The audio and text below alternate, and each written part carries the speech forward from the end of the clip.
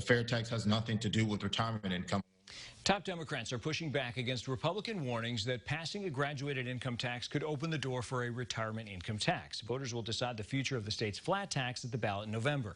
Right now, everyone in Illinois pays a 4.95% income tax. If 60% of voters approve a change of the state constitution, the General Assembly could set new rates for different income brackets.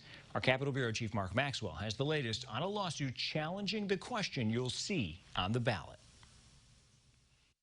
This is the question you'll see on November's ballot, asking voters if Illinois should abolish the flat tax and allow lawmakers to set higher tax rates on higher earners. The Illinois Policy Institute filed a lawsuit arguing it and a voter pamphlet that goes along with it includes a misleading statement that will induce retirees into voting to impose on themselves a tax on retirement income.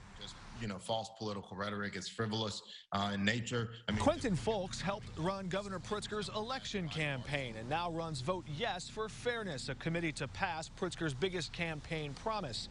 He says the governor would never approve a tax on retirement income. Is that it's political suicide. It's an extremely unpopular topic in the state of Illinois.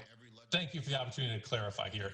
The Illinois Policy Institute's lawsuit and articles they publish base their entire prediction about Illinois taxing retirement income on comments Illinois Treasurer Michael Frerichs made back in June. Well, what I find funny is the group that is taking my statements and trying to use this to harm the fair tax has been a group that's been trying to take away retirement benefits for years. It's hypocritical. Frerichs scheduled a Tuesday morning press conference to respond to that lawsuit, but canceled at the last minute, leaving Illinois GOP Chair Tim Schneider to speculate, quote, Governor Pritzker put the muzzle on Treasurer Frerichs. Can't speak to any conversations that the governor and the treasurer have had, but I don't think that the governor muzzles anybody. So I think that Treasurer Frerichs just decided that he'd rather put out a statement.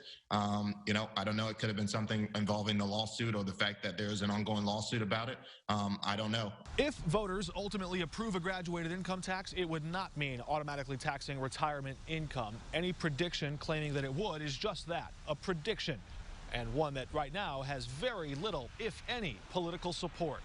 Reporting in Springfield, Mark Maxwell. We offered the Illinois Policy Institute an interview to explain why it waited until after voters cast ballots to file that suit.